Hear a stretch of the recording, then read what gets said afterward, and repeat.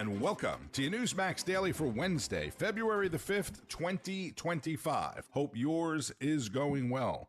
It's the 36th day of the year, the 6th Wednesday, and National Weather Person's Day. If you're a meteorologist or work in weather, not all weather people are meteorologists, believe it or not.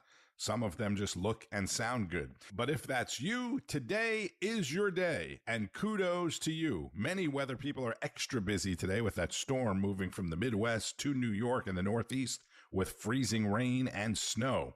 Today is also National Girls and Women in Sports Day. Yes, that's a real thing. And later today, President Trump is expected to sign the No Men in Women's Sports Executive Order into law. How is this even a thing? He's also scheduled to meet with Texas Governor Greg Abbott and California Governor Gavin Newsom at the White House, separately, not together.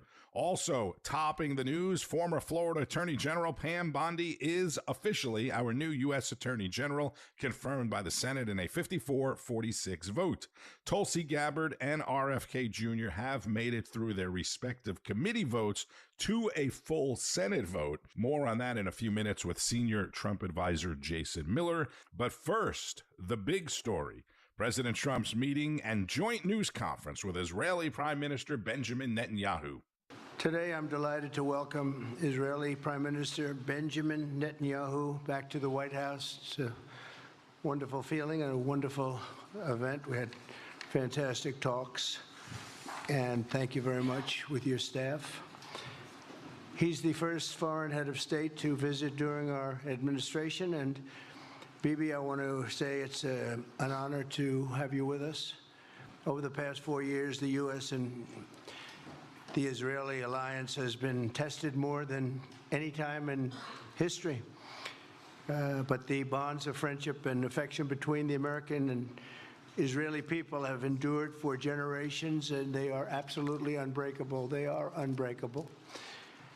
I'm confident that under our leadership, the cherished alliance between our two countries will soon be stronger than ever. We had a great relationship. We had great victories together 4 years ago. Not so many victories over the past 4 years, however. In my first term, Prime Minister and I forged a tremendously successful partnership that brought peace and stability to the Middle East like it hadn't seen in decades. Together, we defeated ISIS. We ended the disastrous Iran nuclear deal, one of the worst deals ever made, by the way, and imposed the toughest ever sanctions on the Iranian regime. We starved Hamas and Iran's other terrorist proxies, and we starved them like they had never seen before. Resources and support disappeared for them. I recognized Israel's capital, opened the American embassy in Jerusalem, and got it built, by the way. Built it too, just not only designated it, but got it built at a price that nobody's seen for 40 years. We got it built. It's beautiful, all Jerusalem stone, right from nearby, and it's something that's very special. And recognized Israeli sovereignty over the Golan Heights, something that they talked about for 70 years, and they weren't able to get it, and I got it. President Trump recapping the Middle East accomplishments of his first term and making some major announcements. I'm also pleased to announce that this afternoon, the United States withdrew from the anti-Semitic UN Human Rights Council and ended all of the support for the UN Relief and Works Agency, which funneled money to Hamas and which was very disloyal to humanity. Today, I also took action to restore a maximum pressure policy on the Iranian regime, and we will once again enforce the most aggressive possible sanctions, drive Iranian oil exports to zero, and diminish the regime's capacity on terror throughout the region and throughout the world. We had no threat when I left office. Iran was not able to sell oil. Nobody was buying oil because I said, don't buy it. If you buy it, you're not doing any business with the United States. And Hamas was not being funded. Hezbollah was not being funded. Nobody was being funded. There would never have been an October 7th. 2 weeks ago, I once again designated the Houthis as a terrorist organization. They're trying to destroy world shipping lanes, and that's not going to happen. And over the weekend, I ordered airstrikes against senior ISIS leaders hiding in the caves of Somalia and took them out. Here in America, we've begun the process of deporting foreign terrorists, jihadists, and Hamas sympathizers from our soil, just as we have people that are extremely evil, and we're sending them out of our country. They came from jails. They came from mental institutions and insane asylums, and they were dumped into our country. They're gang members. We're getting them out at numbers that nobody can actually believe. And every single country is taking those people back. They said they would never take them back, and they're all taking them back, and they're taking them back very gladly. And I recently signed an executive order combating the vile wave of anti-Semitism that we've seen in the aftermath of the October 7th attacks. Together, America and Israel will renew the optimism that shined so brightly just 4 years ago. It was really a bright, beautiful light. We will restore calm and stability to the region and expand prosperity, opportunity, and hope to our nations and for all people of the Middle East, including the Arab and Muslim nations. Very important. We want the Arab and Muslim nations to have peace and have tranquility and have great lives. I'd like to now invite Prime Minister Netanyahu to say a few words, and we'll take some questions afterwards. Thank you very much. Thank you, Mr. President. I'm honored that you invited me to be the first foreign leader to visit the White House in your second term. This is a testament to your friendship and support for the Jewish state and the Jewish people. I've said this before, I'll say it again. You are the greatest friend Israel has ever had in the White House.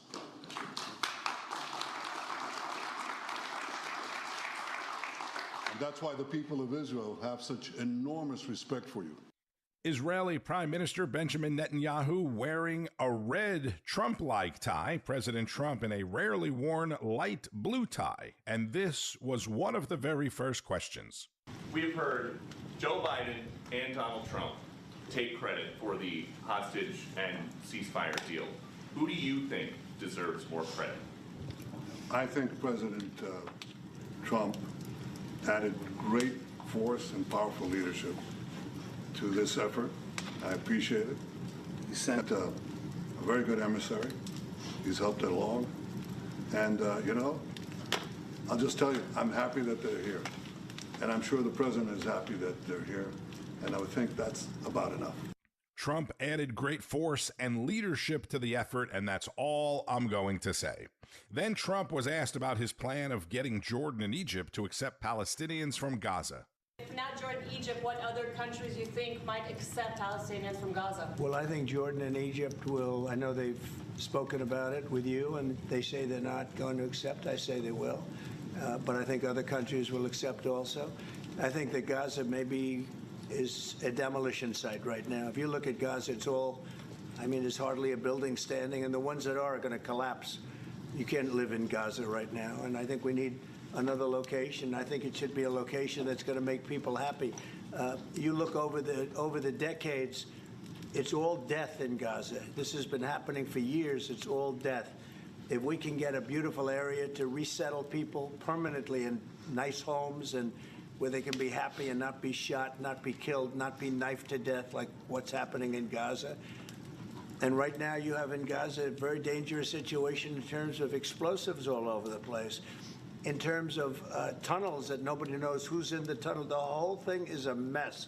President Trump suggested the United States taking over and redeveloping the Gaza Strip. I don't want to be cute. I don't want to be a wise guy, but the Riviera of the Middle East, this could be something that could be so bad. This could be so magnificent. You can hear the immediate response or surprise by the media in the room, most media now calling it shocking. Here's what Netanyahu said. You say things others refuse to say, and after the jaws drop, people scratch their heads and they say, you know, he's right. This is the kind of thinking that will reshape the Middle East and bring peace. Overnight, officials in Saudi Arabia said it would not establish ties with Israel without the creation of a Palestinian state, dismissing Trump's suggestion of the U.S. taking over Gaza. Former Trump advisor and Newsmax host, now the new deputy assistant to the president, Sebastian Gorka, spoke with Carl Higbie. I've been here for 3 weeks, and it feels like 3 months because of what the president has achieved, Mike Waltz, the national security advisor, Marco Rubio, and everyone else who has one mission alone. As a former frogman, you know what it is. Yeah. To make America safe. And on top of that, to keep us prosperous. And you look at what he's achieved with Colombia, with Mexico, with Canada, with Venezuela. I was in the Oval on Thursday night as Rick Grenell was saying goodbye to the president, saying, I'm going to Venezuela. And I thought, wow, that's a tough trip he's going to have to negotiate. And I see on Twitter, less than 24 hours later, he's arriving back with our hostages. Can you compare that, Carl, to the last 4 years? It is incomparable. Or the strike that we watched live from the Situation Room with National Security Advisor Waltz against those ISIS targets in Somalia. These are targets that our good guys had eyes on for more than a year, but were told by the Biden White House, no, we don't kill jihadis. When President Trump heard that on Thursday, he said, bring the hammers of hell and send them to hell. And that's what our warfighters did on Saturday morning as we watched it live from the West Wing. Yeah, and to your point, like, we didn't even know there were hostages in Venezuela in mass media until, Rick Grenell brought them back with him. I mean, that's the crazy thing. But even, like, look at minor things downstream, forgive the pun. California, Trump went over there. He was like, hey, forget your stupid fish, turn on the water so you don't have wildfires anymore. And now all of a sudden there's water there. It's like they could have done it all along. It's really a function of when you're focused. You know this. Yeah. You're a military man. You're focused on the mission and the objective. It's not about the process. It's not about jaw. It's about getting things done, whether it's saying, hey, guys, where's FEMA? What has FEMA done for the last 3 months? Or whether it's about saying, hang on a second, we're going to secure the border. Think of that imagery of my friends, Tom Homan and Pete Hegseth, together at the border. When have we seen government function like that? The person who's in charge of the border is there with the Secretary of Defense. They're going down there to see our troops, our CBP agents. That's how it should be. Why? Because all of us, me included, we work for the American people. That's the very simple answer to why we're getting results, the likes of which we haven't seen for the last 4 years. Yeah. Former Newsmax host and deputy assistant to the president, Dr. Sebastian Gorka, on Frontline with Carl Higbie. That's at 5 p.m. Eastern. This is Congressman Andy Harris of Maryland on Wake Up America with Charlotte McBride and Mark Lotter. A few phone calls, though.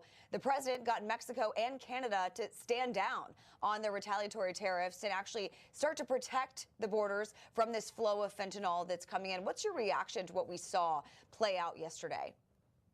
Well, my reaction is, why wasn't that done 4 years ago? The matter is, Joe Biden could have done exactly the same thing. We could have had the border under control. We could have had 10,000 troops in Canada and Mexico, of their own troops, go into the border to enforce the border. Clearly, this president is serious about border control, and the last administration wasn't. Yeah, Maryland in particular, Congressman, has really struggled with fentanyl. The New York Times calling Baltimore the U.S. overdose capital. The numbers surging because of fentanyl on the streets. Americans hear tariffs.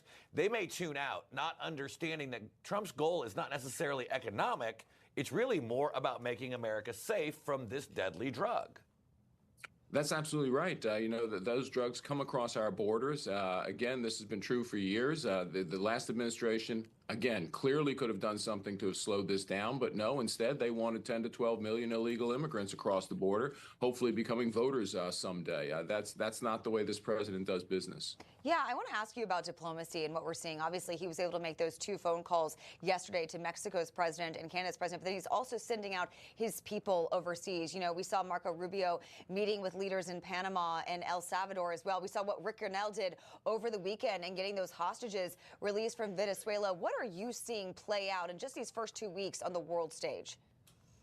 Well, the president is projecting American power. I mean, these people are going around the world not apologizing for America and its policies, but actually dealing with these foreign countries as we should from a position of strength, and that strength is given to them by President Trump's policies. And it's a great change in our foreign policy situation, and I think it bodes well for not only the United States but for the entire world. Maryland Republican Representative Andy Harris on Wake Up America. Multiple sources are reporting that former President Joe Biden has signed up with a talent agency, the LA-based Creative Artists Agency. I know, right? They have apparently represented Biden in the past, though, and say that, quote, Joe Biden is one of America's most respected and influential voices in national and global affairs, end quote. That essentially means he will be doing corporate speeches for an insane amount of money. The agency also represents Barack and Michelle Obama. Wake Up America also spoke with Florida Senator Ashley Moody, who up until 2 weeks ago was the AG of Florida after Pam Bondi. Florida Senator Ashley Moody. Senator, great to have you on with us this morning. Your former colleague Pam Bondi has been confirmed with Democratic Senator John Fetterman voting in favor. Just want to get your initial reaction to what played out yesterday. And did Fetterman's vote surprise you at all? It didn't surprise me. You know, Pam Bondi has an incredible record of working on issues that matter to Americans, to protect this country, to protect its people, to protect their rights, and that really should matter to more than just Republicans. We are in it for this nation, to get wins for our nation. That did not surprise me. I'm so excited for my longtime friend and certainly my predecessor as Florida's Attorney General, Pam Bondi.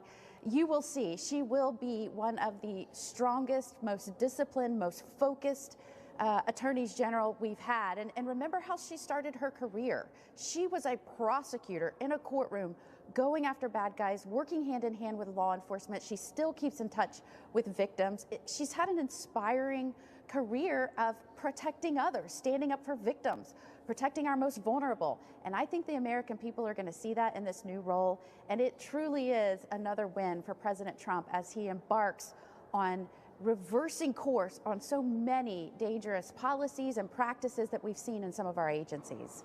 Yeah, Senator, you and I both know Attorney General Bondi very well. And look, she's a no-nonsense, take no prisoners type of worker. I mean, what do you expect from her today when she arrives over there at the Justice Department on day one? I have a feeling she'll probably make some news today. You know, my expectations is she's going to meet with her leadership initially, make sure that they're not only on the same page in terms of mission and right-sizing DOJ, make sure they're focusing on what DOJ was created to do, overseeing some of these agencies that have gone awry. But I think she's going to make sure that they have the same passion and enthusiasm and work ethic, because I'm telling you what, she does not let up when she gets started on accomplishing a goal. I saw that in Florida. I know that we will see that here. And it's so important, right, for any team. This is why I think President Trump was smart to pick her. You have to have leaders that have enthusiasm for the mission, that it is contagious, that people around them feel it, that they believe that they're working based on their principles and toward a unified goal.